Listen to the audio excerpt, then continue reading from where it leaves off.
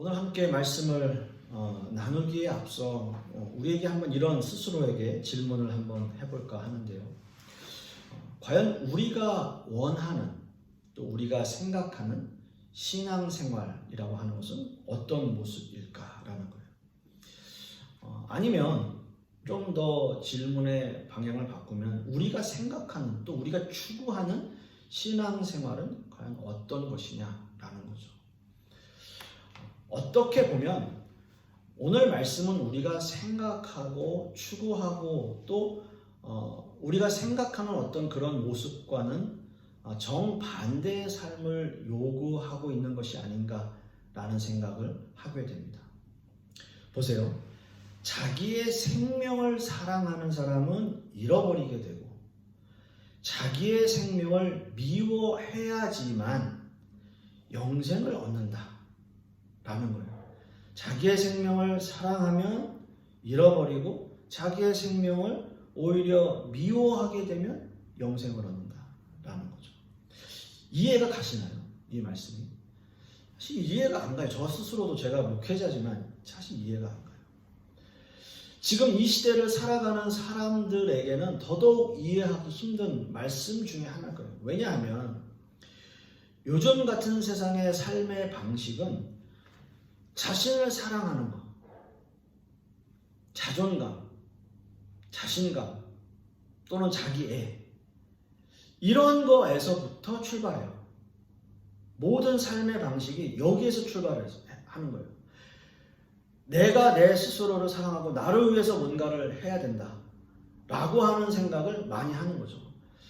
그래서 교육할 때도 교육의 방법 중에 하나가 뭐냐면 자기주도 라는 거예요. 자기주도. 그러니까 누군가에 의해서 옛날에는 어땠어요? 교육 방법이 주입식이었잖아요.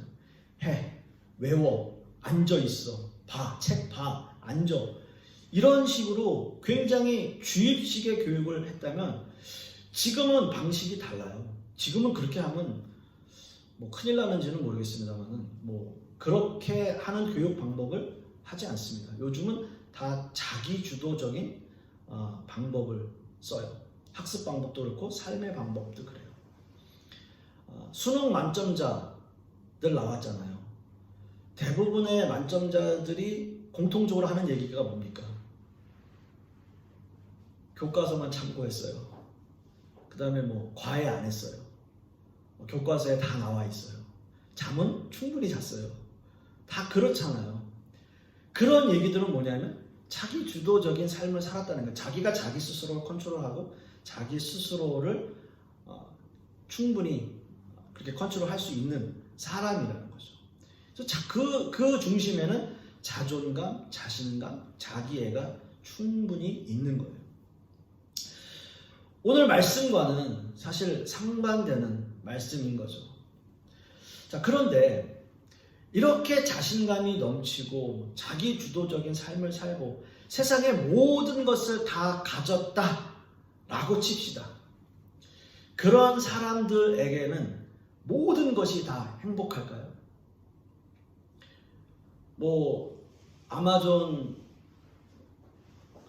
그 창설자 제가 이름을 무슨 스키인 것 같은데 아무튼 그런 사람이라든지 뭐 애플의 창업자라든지 이런 돈 많은 사람들이 정말 모든 것을 다 만족하고 살까요? 돈이 뭐 엄청나게 있으면 또 세상적으로 엄청나게 성공하면 정말 뭐 자기 주도적인 삶을 살아서 자기애가 아무리 강한 사람이라고 하더라도 정말 100% 만족하는 삶을 살까요? 그렇진 않을 거예요. 그런 사람들의 대부분 하는 말이 뭐냐면 그래도 뭔가 채워지지 않는 뭔가가 있다라는 거예요. 채워지지 않는 뭔가가 있다. 뭔지는 모르는 거죠. 세상을 즐기고 세상의 모든 것을 다 가지고 정말 남부럽지 않은 삶을 그래서 세상 사람들이 봤을 때 와, 저 사람 너무 부럽다 라고 이야기하더라도 그 사람 자체에게는 그 당사자에게는 뭔가 허전함이 채워지지 않는 뭔가가 있다라는 거예요. 제가 생각하기에는 제 생각에는 그것이 영혼에 대한 갈망이 아닐까라는 거예요. 영혼에 대한 갈망. 그런 의미에서 기독교인으로 세상을 사는 것은 쉬운 일은 아니에요. 기독교인으로 세상을 사는 것은 예수님이 과연 어떤 모습으로 사셨는지, 그리고 예수님을 어떻게 우리가 따라가야 하는지 늘 고민하며 살아야 되기 때문이에요. 예수님은 어떤 삶을 사셨습니까? 여러분들께서도 너무나 잘 아시듯이 참 안타깝게도 예수님은 우리가 추구하는 삶의 방식과는 정반대의 삶을 사셨어요. 우리가 추구하는 방식이라는 것은 일반적인 사람들의 방식이라는 거예요. 예수님의 삶은 순탄한 삶이 아니었고요. 가난하고 병든 자들과 함께하는 삶을 사셨습니다. 이 세상에서의 부와 명예를 추구하지 않으셨고 늘 어렵고 힘든 사람들과 함께하며 예수님의 삶 역시도 그런 헌신적인 삶을 사셨습니다.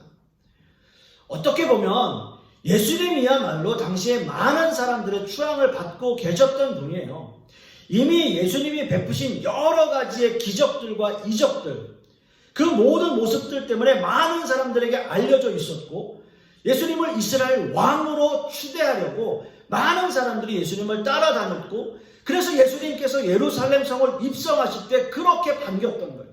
호산나 호산나 다윗의 자손이여 라고 하는 그 말 속에는 우리를 구원하소서 구원하소서 라고 외쳤던 거예요. 뭐예요? 우리의 왕이 되어 주십시오 라는 거죠.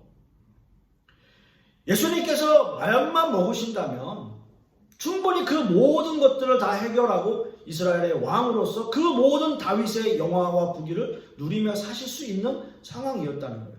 인간적으로 그렇게 생각할 수 있다는 거죠. 여러분 혹시 지금의 이런 말씀들이 우리가 신앙생활을 하려고 하는 데 있어서 뭔가 좀 부담이 되십니까? 제가 말씀드리는 지금의 이런 상황들, 내가 목숨을 아끼지 않아야 된다라고 하는 이 말씀들, 이런 것들 때문에 우리의 신앙이 좀 부담이 됩니까? 예수님께서 말씀하시는 신앙인의 삶의 원리가 현실적으로는 우리에게 어렵게 다가오기 때문에 예수님의 말씀을 등지고 살 수도 없고 뭔가 예수님의 말씀대로 하려고 하면 참 세상 살기 어렵고 그래서 머리가 복잡해지는 거 아니에요. 그리고 우리의 삶 자체가 여러 가지로 이렇게 사는 거 힘들다 이런 생각하게 되는 거 아니냐라는 거예요. 그런 부담이 오지 않냐라는 거예요. 만약 그런 부담이 여러분들에게 조금이라도 지금 있으시다면 그래도 제대로 신앙생활 하시는 거예요. 아무 생각 없이 사신다면 오히려 그게 더 문제일 수 있어요. 하나님의 자녀가 된 이상 우리는 평생 그런 생각을 하면서 살 수밖에 없어요. 그런 생각을 할 수밖에 없고 그런 생각들 때문에 늘 세상과 부딪히며 살아야 될 수밖에 없는 거예요. 이게 우리의 또 신앙인들의 숙명과도 같은 거죠. 또는 사명이라고도 이야기하는 거예요.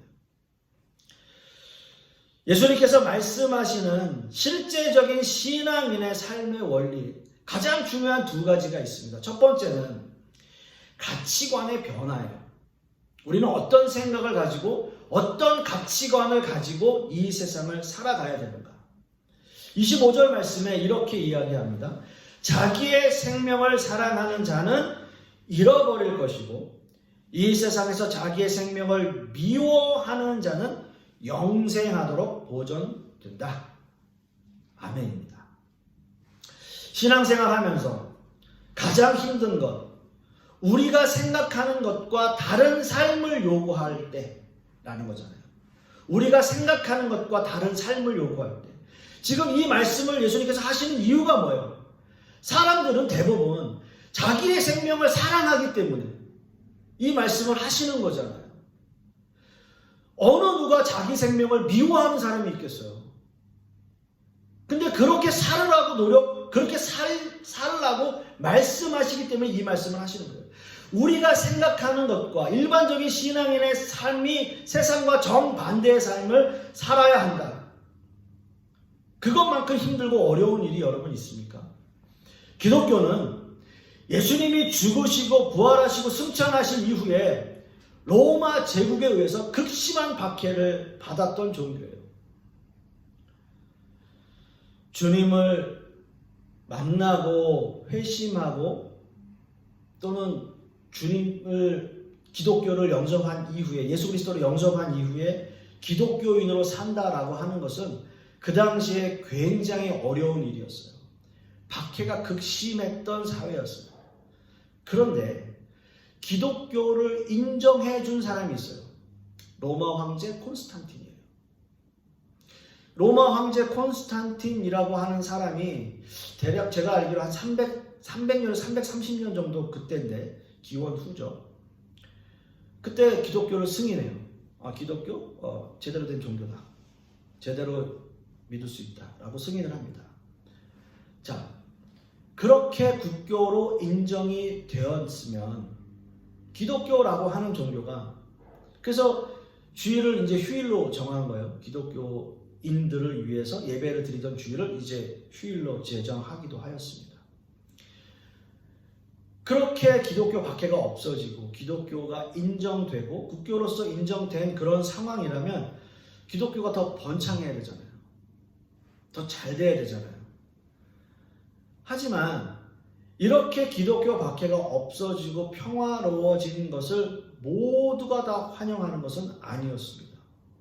오히려 기독교가 평화로워질수록 기독교는 타락해갔어요. 그래서 기독교 신앙을 지키길 원하는 사람들은 세상을 떠나서 한적한 사막이나 또 여러 때로는 나무 꼭대기나 그 산 꼭대기에 있어서 내려오지도 않았어요. 그러면 먹을 게 없잖아요. 그럼 먹을 걸 어떻게 해결합니까? 바구니 바켓스라는 말이 좀 그렇습니다. 바스켓에 줄을 달아서 내려요. 그러면 누군가가 와서 음식을 넣어주잖아요. 그러면 올려가지고 그걸 먹네요. 근데 매번 와서 사람들이 그렇게 밥을 줄까요? 아니에요. 안 줬어요. 그러면 그때는 어떻게 해요? 굶어요. 그게 그때 중세시대에 유행했던 수도원주의예요. 사람들은 세상과 단절하는 삶을 사는 거예요. 나는 저 타락한 기독교에 더 이상 몸담고 싶지 않다. 난 나 혼자 가겠다. 그래서 그런 삶을 사는 거예요. 누구나 믿기만 하면 천국 가는 것이 아니라 그 문이 좁아서 나는 세상을 버리고 나는 내가 원하는 하나님이 원하는 방식대로 난 살 거야 라고 간 것이 수도원주의라는 거예요. 자, 예수님 역시 세상을 살아가는 방법을 확실하게 말씀하신 적이 있어요. 자, 공관복음서에 모두가 기록하고 있는 한 부자 청년의 이야기입니다. 이 청년이 예수님을 찾아와요. 그리고 영생에 대해서 물어요. 그리고 이 청년은 나는 모든 것을 다 했습니다. 이렇게 얘기를 해요. 난 율법도 잘 지켰고요. 하나님 말씀도 잘 지켰고요. 가난한 사람 도와줬고요. 다 했습니다. 뭐가 부족합니까? 예수님께서 뭐라고 말씀하세요? 네 소유 팔어. 그리고 가난한 자들에게 다 나눠주고 나를 따라. 그 부자 청년 어떻게 합니까? 이해할 수가 없으니까. 부자라고 하는 개념은 하나님께서 주신 부인데 왜 예수님께서 저렇게 말씀하시지? 따라갈 수가 없는 거예요. 포기할 수가 없는 거예요.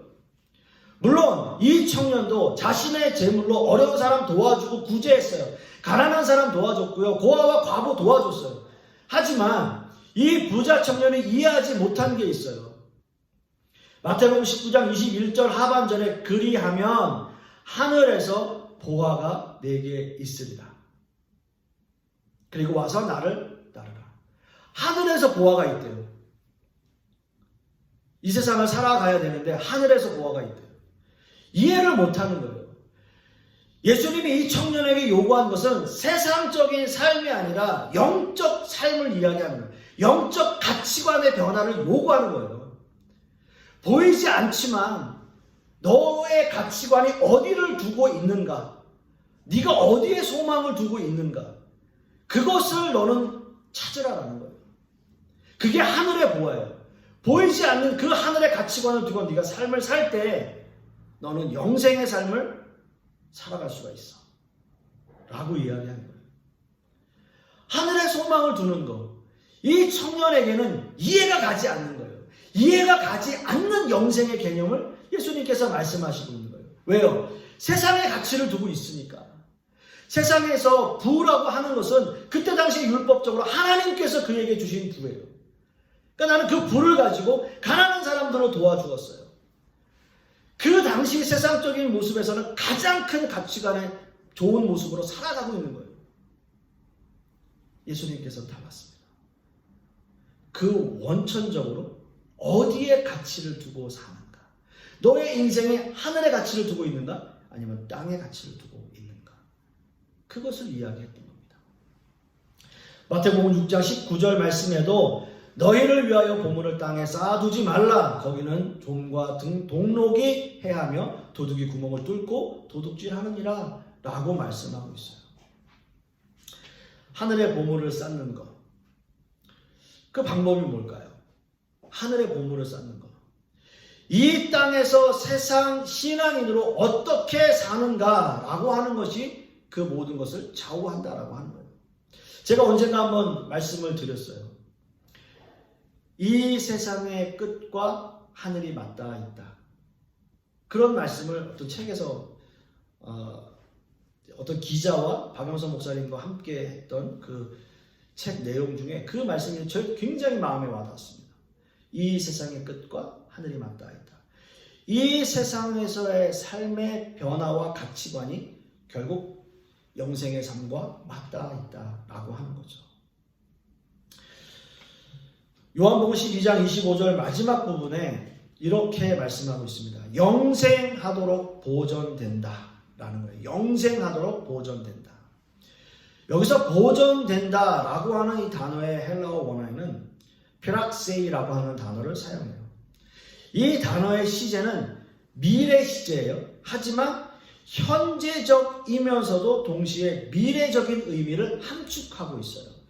보존된다라고 하는 것이 미래적 시제이지만 현재적이면서도 동시에 미래적인 의미를 함축하고 있는 거예요. 그러니까 이 말뜻은 뭐냐 하면 우리의 영생의 문제가 그 보존되는 것이 현재에서부터 미래까지 연속되어진다, 계속되어진다라는 의미예요. 그 말씀은 이 땅에서의 삶 역시도 이 땅에서 우리가 어떤 가치관을 가지고 어떤 모습으로 어떤 존재감을 가지고 살아가는가가 영생의 삶 속에서도 중요하다라고 하는 거예요. 이어지고 있다라고 하는 거예요. 사랑하는 성도 여러분, 여러분께서는 과연 어디에 여러분의 인생의 가치를 두고 사느냐라는 거예요. 세상적인 것이냐 아니면 하늘의 영생의 가치를 두고 사느냐라는 거죠. 자칫 이 말씀에 대해서 우리가 오해할 수 있어요. 세상적인 부를 누리거나 또 그런 삶을 살지 말라, 또는 세상적인 권력이나 명예나 이런 것들을 아예 갖지 마십시오 라는 의미는 아니에요. 어디에 가치를 두고 우리의 삶을 살아가느냐. 저는 간절히 소망하기는 우리의 자녀들 또는 우리들도 부자가 되기를 원해요. 부자가 되는 사람들이 하늘나라를 못 간다라는 것은 말이 안 되는 이야기잖아요. 다 돈 잘 벌었으면 좋겠어요. 다 부자가 됐으면 좋겠어요. 우리 자녀들도 다 잘 됐으면 좋겠어요. 세상적인 명예나 권력, 또 세상적인 힘을 가지고 있더라도 우리가 어떤 가치관과 어떤 생각을 갖고 사는가라는 것이 중요하다는 거죠. 올바른 기독교 가치관을 가지고 살아가는 사람들 중에 세상적으로 성공한 사람들이 세상에 더 많은 영향력을 끼치며 사는 사람들도 많이 있습니다. 저는 간절히 부탁합니다. 세상적인 성공 우리가 해야 되고요. 하지만 더 중요한 것은 여러분이 어떤 삶을 살든지 간에 우리가 하늘에 소망을 두고 우리의 가치관이 어디에 가치관을 두고 사는가가 너무나 중요하다라고 하는 겁니다. 저는 간절히 소망하기는 하늘의 가치를 두고 또 우리 영생의 가치를 두고 사는 저와 여러분 되실 수 있기를 간절히 소망하겠습니다. 두 번째는 예수님을 우리가 따르는 삶을 어떻게 살아가느냐라는 거예요. 26절 말씀을 보시면 사람이 나를 섬기려면 나를 따르라. 나 있는 곳에 나를 섬기는 자도 거기 있으리니 사람이 나를 섬기면 내 아버지께서 그를 귀히 여기시리라 라고 말씀하고 있습니다. 자, 예수님을 찾아온 부자 청년에게도 마지막에 예수님께서 그런 부탁을 하셨죠. 나를 따르라. 가난한 자들에게 너의 소유를 다 나눠주고 나를 따르라 라는 말씀을 하셨어요. 오늘 본문 말씀에서도 예수님께서는 신앙인들에게 이렇게 말씀하세요. 신앙의 원리를 설명하시면서 역시 나를 따르라 라고 말씀하십니다. 예수님을 따른다 라고 하는 것 결코 쉬운 일은 아니에요. 이런 말씀을 나를 따르라 라고 하는 말씀을 드리면 우리가 다 이제 예수님을 따라가는 것이 얼마나 힘들고 어려운 일인가 대부분 다 짐작하실 겁니다. 특히나 뭐 저처럼 목회를 하는 사람들은 예수님을 따르기 위해서 노력하고 또 그렇게 하려고 하지만 그렇게 못할 때가 많잖아요. 저랑 같이 일하고 있는 목사님도 어저께 이제 일을 잠깐 하면서 일이 하나가 끊긴 거예요. 그래서 이제 한 군데 이제 소독 방역을 못 하고 이제 건너뛰었어요. 근데 이제 저한테 그 이유를 설명하시는 거예요. 그래서 뭐냐 하면 자기가 이제 물건을 납품을 했는데 그 물건 중에 이제 8,000원짜리인데 그 물건을 납품을 하는 과정에서 자기가 이제 좀 할인해주고 이렇게 아니면 그냥 줘도 되는데 값을 매겼나 봐요. 그랬더니 이제 사무장이 전화가 와가지고 막 난리를 친 거예요. 뭐 육두 문자를 쓰면서 나이도 어린 사람이 막 그 목사님한테 막 얘기를 한 거예요. 예전 같았으면 자기가 목사이고 또 좀 이제 성찰을 많이 할 때는 죄송합니다. 제가 그거 다시 빼드리고 그냥 드리겠습니다. 이렇게 이제 얘기를 하셨어야 되는데 이제 목회자지만 자기도 열딱지가 나더라는 거예요. 화가 나더라는 거예요. 에라 모르겠다. 그럼 관두시라고. 그래가지고 그 사람하고 결국은 이제 끝났어요. 그러면서 나도 목사지만 참 못됐다고. 이렇게 목회자로서 이렇게 사는 게 자기도 안 하고 정말 제대로 살아야지 또는 뭐 잘 해주고 좋은 게 좋은 거다라고 하고 끝내고 싶은데 그렇지가 못하다라는 거예요. 저도 마찬가지인 것 같아요. 어딘가에서 이렇게 나이 한창 어린 그 사람들이 이렇게 컴플레인을 하면은 갑자기 화가 확 올라와요. 이게 주체를 못하는 거예요. 근데 이제 일단 삭히고 이제 하지만 어찌됐든 그렇습니다. 예수님을 따른다라고 하는 것, 또 예수님처럼 산다라고 하는 것은 어떤 의미에서는 우리에겐 불가능할 수도 있을 것 같아요. 같은 모습이에요. 하지만 노력하는 거죠. 세상적인 가치관에서 기독교적인 가치관으로 전환했다면 우리는 예수님을 따르는 삶을 살려고 노력하는 겁니다. 그 예수님을 따르는 것에 있어서 가장 기본적인 것은 뭐냐면 십자가를 지는 거예요. 예수님께서 제자들에게 이렇게 말씀하셨습니다. 누가복음 14장 27절 말씀에 누구든지 자기 십자가를 지고 나를 따르지 않는 자는 능히 내 제자가 되지 못하리라 라는 말씀을 하셨습니다. 십자가를 지고 나를 따르지 않는 자, 제자가 되지 못한다는 거예요. 그렇다면 우리는 이런 생각을 한번 해볼 수 있어요. 나에게 십자가란 뭘까? 뭐 일반적인 사람들은 나에게 십자가는 내 부모, 내 자녀, 내 남편, 내 형제, 여러 모양들이 있을 수 있잖아요. 우리의 십자가를 지기 위해서 예수님의 십자가를 우리가 안다면 나의 십자가가 뭔지를 우리가 알게 될 겁니다. 예수님이 십자가를 지신 의미를 깨닫는다면 우리가 그 십자가를 쉽게 이해할 수 있다는 거죠. 예수님의 십자가를 한번 여러분 생각해 보십시오. 예수님의 십자가는요, 저주의 십자가이고 아주 수치스러운 십자가예요.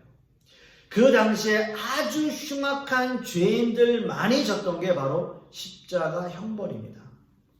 하지만 예수님께서는 죄가 없으심에도 불구하고 모든 인류를 위해서, 모든 사람들을 위해서, 예수 그리스도를 믿는 모든 사람들을 위해서 십자가를 지셨어요. 기독교를 한마디로 정의한다면 십자가라고 해도 과언은 아닐 것입니다. 그렇게 우리에게 십자가가 주는 의미는 굉장히 큽니다. 이러한 십자가의 삶은 예수님께서 하신 그 모습처럼 자기 자신을 죽인 삶을 의미하는 거예요. 자기의 생명을 미워하는 그러한 모습처럼 자기 자신을 죽이는 거예요. 예수님이 우리를 위해서 아무 죄도 없이 십자가에 죽으신 것처럼 우리 역시도 우리의 십자가를, 내 자신을 십자가에 못 박는 거예요. 죽이는 거예요. 우리의 십자가가 내 형제고 내 자매고 내 남편이고 내 이웃이고 내 부모 형제 내 자녀가 아니라 자기 자신이라는 거예요. 그게 자기의 십자가를 지는 거예요. 모든 불의하고 추악하고 탐욕스럽고 분쟁이 있고 시기하고 질투하고 불평하는 이 모든 것들, 내 안에 있는 이 모든 것들을 십자가에 못 박는 거예요. 이렇게 내 자아를 죽이는 거예요. 그렇게 죽이는 것이 십자가를 지고 죽는 거예요. 그리고 다시 사는 거예요. Born again, 다시 사는 겁니다. 예수님께서 그렇게 하여 십자가에 승리하신 것처럼, 다시 살아나신 것처럼 우리 역시도 그 저주의 십자가에서 승리하게 되는 거예요. 그래서 영광의 십자가가 되는 겁니다. 오늘 우리가 함께 읽은 본문 가운데 따른다 라고 하는 이 단어의 시제는 현재 시제를 의미합니다. 이 말씀의 의미는 예수님을 따르는 삶이 일시적인 삶이 아니라는 거예요. 계속 진행되어진다는 거예요. 지속되어지는 삶을 의미하고 있다라고 하는 거죠. 한순간에 끝나는 것이 아니에요. 과거 시제도 아닙니다. 현재적이에요. 우리는 그래서 날마다 죽이는 거죠. 26절 중반절 말씀에도 보면 나 있는 곳에 나를 섬기는 자도 거기 있다 라고 말씀을 하시지 않습니까? 자, 오늘 시제 얘기를 많이 할 수밖에 없는데 이 말씀에서 있다, 있으리니 라고 하는 이 헬라어 단어도 에스타이라고 하는 단어를 사용해요. 이 시제는 미래 시제입니다. 즉 이 말씀에는 예수님을 따르는 사람들이 갖는 소망이 어디에 있어야 하는지를 분명하게 말씀하고 있는 거예요. 예수님을 따르는 삶은 장차 우리에게 주어질 하늘의 소망을 두고 사는 삶을 의미하기 때문에 미래형 시제를 사용하고 있어요. 예수님께서 하늘나라에서 우리를 반겨주시고 우리를 귀히 여겨주시고 우리를 인도해 주신다. 그렇게 하기 위해서 우리는 현재를 살아가면서 현재의 우리의 십자가를 지고 예수님을 따르는 것이다 라고 하는 거예요. 사랑하는 성도 여러분, 이 세상에서 십자가의 삶이 결코 쉬운 삶은 아닐 겁니다. 그러나 이 세상을 승리하며 살아갈 수 있는 것은 우리의 십자가를 지고 주님을 따르는 거예요. 그래서 로마서 8장 17절 18절 말씀에 자녀이면 또한 상속자 곧 하나님의 상속자요 그리스도와 함께한 상속자니 우리가 그와 함께 영광을 받기 위하여 고난도 함께 받아야 할 것입니다. 생각하건대 현재의 고난은 장차 우리에게 나타날 영광과 비교할 수 없도다 라고 말씀하고 있습니다. 아멘입니다. 우리는 미래를 바라보는 거예요. 하늘의 소망을 두는 거예요. 우리가 힘들고 어려운 세상을 살아가고 있지만 우리가 소망을 잃지 말아야 하는 이유는 바로 주님을 만나는 그 영광스러움을 바라보기 때문인 것이죠. 그리고 하늘의 소망을 두고 살고 있기 때문인 것이죠. 사랑하는 성도 여러분, 이 기독교 신앙의 원리는 어떻게 보면 참 어려운 일이다라고 생각하게 되지만 또 어떻게 보면 우리의 일상 가운데서 아주 쉽게 풀어나갈 수 있는 모습일 수도 있어요. 중요한 것은 우리가 어디에 소망을 두고 살고 있는가, 그리고 어디에 가치관을 두고 살고 있는가가 중요하다라고 하는 거죠. 우리가 세상을 살아가면서 돈을 많이 번다든지 또는 뭐 부를 축적하다든지 세상에서 명예와 권력을 가진다든지 하는 것에 마음을 두거나 뭐 그런 것을 한다고 해서 잘못된 것은 절대 아닙니다. 이 세상에서 더 잘되고 축복받고 또 하나님 은혜 가운데 사는 것 너무나 중요합니다. 하지만 더 중요한 것은 우리가 어디에 가치를 두고 어디에 소망을 두고 있는가, 그것이 우리가 확실하게 인식하고 있는가가 더 중요하다라고 하는 거죠. 간절히 소망하기는 여러분들의 삶이 또는 우리들의 삶이, 우리의 신앙의 삶이 세상이 아니라 하늘의 가치를 두고 또 하늘의 가치를 둔 삶 가운데서 하나님의 은혜 가운데 하늘의 소망을 두고 사는 저와 여러분들이 되실 수 있기를 간절히 소망하겠습니다. 기도하겠습니다.